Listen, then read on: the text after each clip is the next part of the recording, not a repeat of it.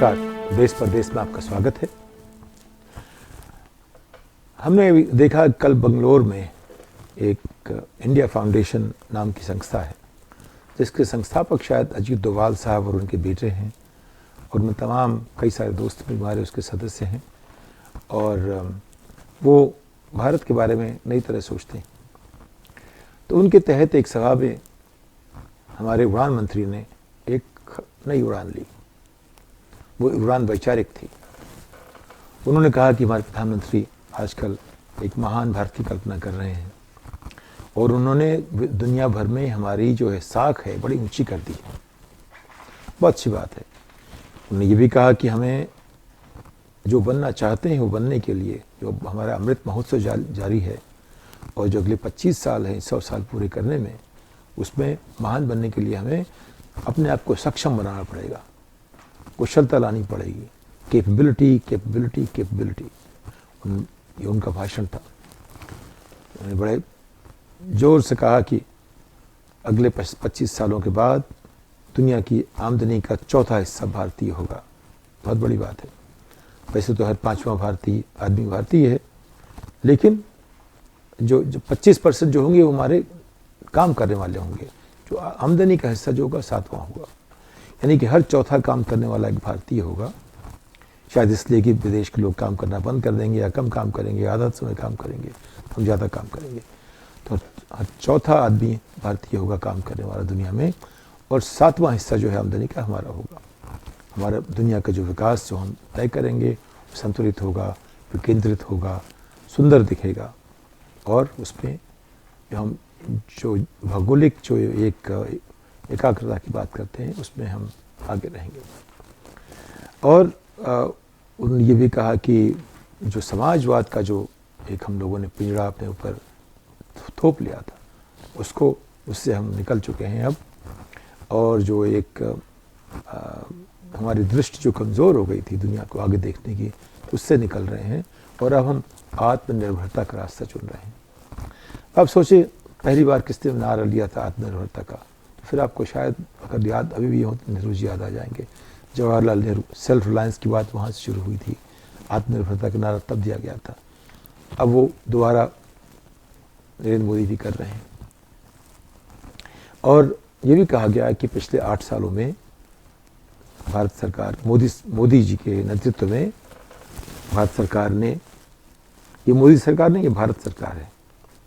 हमें याद रखें, भारत सरकार बोली, मोदी सरकार बोलना बंद कर दीजिए। जब तक मोदी सरकार करेंगे तब तक उसमें कुछ नुकसान हो जाता है देश का, हमारा भी, सबका, अपनी अस्मिता का, अपने सम्मान का। ये भारत सरकार है। भारत सरकार ने 95 करोड़ लोगों को 200 अरब डॉलर, अब डॉलर में क्यों हम गिनते हैं तो पता नहीं, हमारी करेंसी तो नहीं है, लेकिन फिर उसका जो अनुवाद करेंगे आप तो कहते हैं कि करीब $86 प्रति व्यक्ति दिया गया है, ऐसा कुछ कहते हैं। अब वो चाहते हैं कि 25 साल बाद जो भारत की प्रति व्यक्ति आय हो 4 लाख हो जाए। 4 लाख आज की अभी 1.5 लाख है, लेकिन अगर आप देखिए 25 साल पहले जो रुपए की कीमत थी, आज से 25 साल पहले, यानी कि 1900 मान लीजिए 97 में, 1997 में डॉलर करीब 30 रुपए का था, आज 80 के आसपास का है। उसी से देख लें, वो जो 2.5 गुना का फ़र्क है, उसके हिसाब से देखें तो आज का 1.5 रुपया कल का 4 होगा, तो शायद फ़र्क नहीं पड़ेगा उतना। तो हम मानते हैं कि उनका आश्रय ये नहीं था। वो चाहते हैं कि वाकई तरक्की हो, आज की 1.5 4 हो जाएं, वो इस तरह 4 हो जाएं कि वाकई 4 हों, वो कल वाले 25 साल बाद वाले 4 नहीं, आज के 4 की तरह हों। खैर, उन्होंने फिर एक, चूँकि ये संस्थान सोचने के लिए बना है, तर्क करने के लिए बना है, तो उन्होंने कोशिश की कि वो उनको हम प्रोफेसर की तरह देखें। तो उन्होंने कहा कि जो हमारी जो आज की जो व्यवस्था है उसके 8 बड़े स्तंभ हैं, आधारभूत स्तंभ हैं। सबसे बड़ी बात यह है कि हमने डिजिटल बैंकिंग शुरू कर दी है। 1 अरब डिजिटल बैंकिंग, काफ़ी लोग इतने खाते खुल गए हैं, तो उससे जो है बहुत बड़ी बात होगी। डायरेक्ट बैंकिंग जो ट्रांसफ़र करते हैं उसको लेकर के हम 1 अरब लोगों को ट्रांसफ़र कर सकते हैं, वो जो है बड़ी बात है। वो एक आधारभूत हमारा एक क्या कहते हैं, एक खंबा बन गया है, जो हमारा जो बुनियादी खंबा एक मान लीजिए।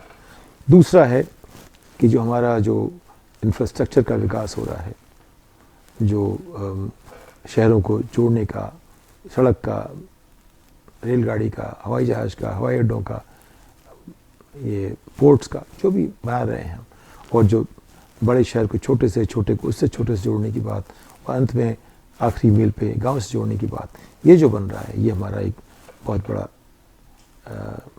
आधार स्तंभ बनेगा। ज़रूर ये सारी चीज़ ज़रूरी थी। शुरुआत हुई थी इसमें कुछ की कांग्रेस सरकार में, कुछ छोड़ी गई वाजपेयी सरकार में, अब नई बात हो रही है। चौथा इसका आधार स्तंभ है कि जो बायोमेट्रिक, जो सरकार के पास 1 अरब लोगों की जो सूचना है, जो उसका डेटा है, वो अपने आप में उसको काफ़ी देश को ताकतवर बनाएगा। उसका एक बड़ा खंभा है। और फिर कहते हैं कि जो अगले 25 सालों में जो हमारी अर्थव्यवस्था का जो हिस्सा होगा, उसमें से 35 उद्योग धंधों से आएगा, मैन्युफैक्चरिंग से, 10 आएगा आपके गांव से, और 55 जो सेवाएं होती हैं, सेवाएं जैसे कि आप डॉक्टर हुए, वकील हुए, आपके जो भी लोग काम करते हैं, सर्विस करते हैं, वो जो जिनमें कोई आपको भौतिक चीज़ें नहीं मिलती, बैंकिंग वैसे हो गई, तो इस तरह जितने काम हैं उनको सेवा कहते हैं, 55 ऐसे होंगे। और फिर जो हमारा जो शहरीकरण हो रहा है वो हमारा 5वां स्तंभ होगा, जो हर जगह शहरी सुविधाएं मिलेंगी लोगों को, उससे उसकी उनकी आकांक्षाएँ बढ़ेंगी और काम करेंगे, वो शहर होगा। उसके अलावा जो हमारी जो डेमोग्राफिक पावर है, जो आबादी की जो ताकत है, अब आप देख लीजिए, इसमें हम बाद में बात करेंगे, उसे वो ताकत मानते हैं। 140 करोड़ लोग जो हमारे भारतीय हैं, वो अपने आप में एक तरह से हमारी शक्ति है। और उसके अलावा जो हमारे राजनयन में देख, जो हमारी अंतर्राष्ट्रीय छवि बन रही है वो, और जो हमारे अप्रवासी भारतीय हैं, वो अपने आप में बड़ी क्षमता है। वैसे हमारे प्रवासी भारतीय करीब 5 करोड़ के आसपास हैं। वो उतना ही कमाते हैं जितना 140 करोड़ भारत में रहने वाले कमाते हैं। तो जाहिर वो कुछ ऐसा करते हैं जो उनकी आमदनी इतनी ज़्यादा होती है, लेकिन उनको हमारा एक 7वां स्तंभ मानना, ये अपने आप में अच्छी बात है। वैसे वो शायद सहमत ना हो, क्योंकि जब भी आते हैं बेचारे निराश होकर भाग जाते हैं। और 8वीं बात है कि जो हमारी साख जम रही है अंतर्राष्ट्रीय बाजार में, तमाम देशों के बीच में, सब लोग हमसे मिलना चाहते हैं, आना चाहते हैं, बात करते हैं, दोस्ती करते हैं, वो जो बात बन गई है, सारी बातें बहुत अच्छी बातें हैं, ऐसा हो सके बहुत अच्छा होगा। लेकिन इस सब में जो है सबसे बड़ी बात कही, सक्षमता की बात कही, कैपेबिलिटी। वहाँ पे उन्होंने ये नहीं दिखाया कि हमारे जो लोग हैं, हमारी शिक्षा व्यवस्था ऐसी है, जो उसकी घोषणा पहले हो चुकी है विश्वगुरु के नाम पे, हम विश्वगुरु हैं। हमारी शिक्षा में ये देखिए, ये याद रखिएगा कि मुश्किल से 2-3 करोड़ लोग ऐसे हैं जो ठीक ठाक बोल सकते हैं, लिख सकते हैं। उसके अलावा 3-4 करोड़ लोग ऐसे हैं जो किस तरह से निकाल सकते हैं अपना काम। बाकी लोग व्यवस्था के बाहर हैं, वो संगठित व्यवस्था का हिस्सा नहीं, असंगठित हैं।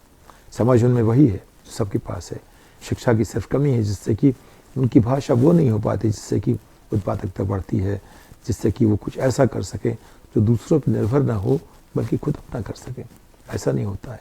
खैर, हमारे प्रधान सेवक ने एक बार कहा था कि सब पकौड़े बनाओ, लेकिन सबको पकौड़ा बनाना नहीं आता। आता भी है तो बनाएंगे तो फिर एक पकौड़ा बनाएगा तो 100 खाएंगे, तो वो तो 1% ही हो पाएगा। सब लोग पकौड़ा बनाएंगे तो कौन क्या खाएगा, और कौन बनाएगा, कौन से जिएगा। खैर, उसके अलावा बात बैंकों की आई। अगर आप बैंक में खाता खोलते हो, उसमें पैसे नहीं है, उसका मतलब क्या है? आपके पास आमदनी नहीं है। अगर पैसे नहीं होंगे खाते में तो उसके तो जुर्माना लग जाता है, तो उल्टे लेने के देने पड़ जाते हैं। तो जितने भी काम हमारी सरकार ने 8 साल में किए हैं, वो सब उल्टे लेने के देने पड़ेंगे। चाहे GST हो, चाहे डिमोनेटाइजेशन हो, चाहे ये बैंकिंग हो, चाहे आधार कार्ड हो, चाहे बायोमेट्रिक्स हो, इन सब में इससे फ़ायदा क्या हुआ आप सोच लीजिए। इनसे भविष्य फ़ायदा हो सकता है कि नहीं? हो सकता है, बिल्कुल हो सकता है। उसके लिए हमारा जो ढांचा बदलना पड़ेगा उनसे फ़ायदा लेने के लिए।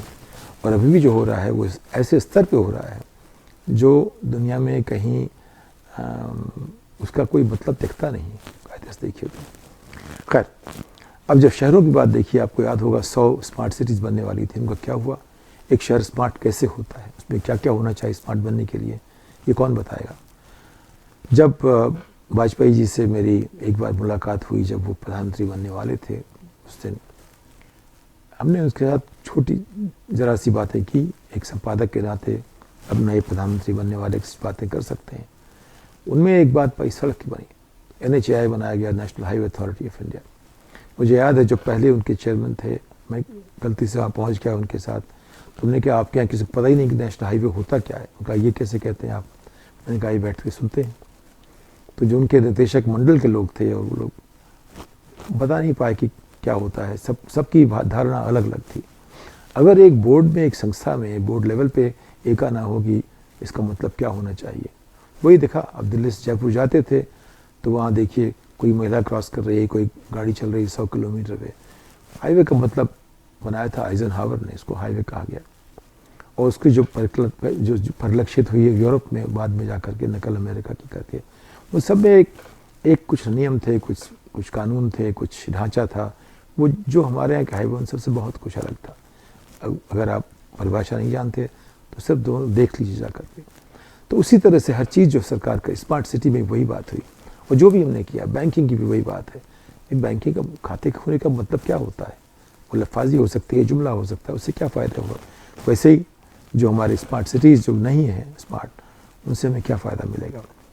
और जहाँ बात आई, अगर हमारे लोग 140 करोड़ लोग, सभी लोग उतने ही सक्षम होते जितने अमेरिका के औसत नागरिक हैं, उनमें क्षमता है, उनमें समझ है, उनमें उस बात की गुंजाइश है, हमने वो होने नहीं दिया क्योंकि हम शिक्षा देना नहीं चाहते, वजह जो भी हो। लेकिन आज की स्थिति में जो डेमोग्राफिक डिविडेंड की बात करते हैं, जिसे हम मानते हैं छठा स्तंभ मानते हैं, वो तो हमारा सबसे कमज़ोर स्तंभ है। हमारी सबसे कमज़ोर चीज़ डेमोग्राफिक्स ही है एक तरह से देखें तो, क्योंकि हमारी आमदनी उतनी है जितनी कि 7 करोड़ आबादी वाले लोगों की यूरोप में है। आप उसी से अंदाज लगाइए, हमारी जो प्रति व्यक्ति आमदनी है 20 गुना कम है। अब बात रही डिप्लोमेसी की। डिप्लोमेसी में भारत का अभी तक कहीं नाम नहीं है, क्योंकि लोग सब जानते हैं कि हम डिप्लोमेट कम और अपने आप में किसी न किसी भावना से ग्रसित ज़्यादा है। चाहे हीन भावना हो जो अपने आप में कहीं चेहरों पर दिखती है जैसे कि हम महान हैं, या जो भी हो। तो डिप्लोमेसी में ऐसा कोई ख़ास नाम नहीं कमाया है। और जहाँ तक रही डायस्पोरा की बात, तो डायस्पोरा तो यहाँ आना कभी चाहता नहीं था। जो आना चाहते थे वो निराश होकर लौट गए, क्योंकि उनकी आदत बदल जाती है। जिस माहौल में काम करते हैं उसी में काम कर सकते हैं। वो यहाँ आके उनको बड़ी मुश्किल होती है। यहाँ कोई भी जो तार्किक व्यक्ति होगा उसको बड़ी मुश्किल होगी, लेकिन जो इस वातावरण में जी चुके हैं, उनको आदी पड़ गए हैं, उनकी बात अलग है। वो तो उनको आदत पड़ चुकी है, उनके लिए वही ठीक है। और उसके अलावा जो हमारी छवि दुनिया भर में है कितनी बढ़िया है, वो न्यूयॉर्क टाइम्स में देखिए, वॉल स्ट्रीट जर्नल में देखिए, तमाम वो तो दिखती है कि लोग हमें सोचते हैं, जानते हैं आज की तारीख में कि हमने मुसलमानों को दूसरे दर्जे का नागरिक बना दिया है। उनके खिलाफ नरसंहार की आवाज़ें उठाई जा रही हैं, सरेआम उनको पीटा जा रहा है। वो हमारी छवि बन गई है। हमारी छवि अभी भी वही है कि हमारे यहाँ कुछ बहुत काबिल लोग हैं, और जो काबिल है वो अमेरिका चले जाते हैं, बाहर चले जाते हैं। जो बच जाते हैं वो खुश रहते हैं कि उनके परिवार के लोग विदेश में हैं। तो जितनी बातें कहीं ज्योतिरादित्य सिंधिया ने, बड़ी अच्छी बातें हैं, लेकिन उन सब को सार्थक करने में, उन सब को आगे ले जाने में कुछ अलग तरह से सोचना पड़ेगा। वो बात अभी तक साफ नहीं हो पा रही कि वो अलग तरह सोच कैसे बनेगी। अगर हम सिर्फ एक महान नेता की बात सुन के चलते रहेंगे और उसको हम एक संभावनाओं के संदर्भ में मिल बैठ के सोचेंगे उसके बारे में नहीं, तो जो भी होगा वो पता नहीं कौन सा रास्ता निकलेगा, पता नहीं कौन सी गली निकल जाएगी, पता नहीं हम कहाँ पहुँच जाएंगे। लेकिन जो हम सोच रहे हैं शायद उस जगह पहुँचना उतना ही मुश्किल रहेगा जितना आज है। इस बात के साथ अगली पायदान तक विदा लेता।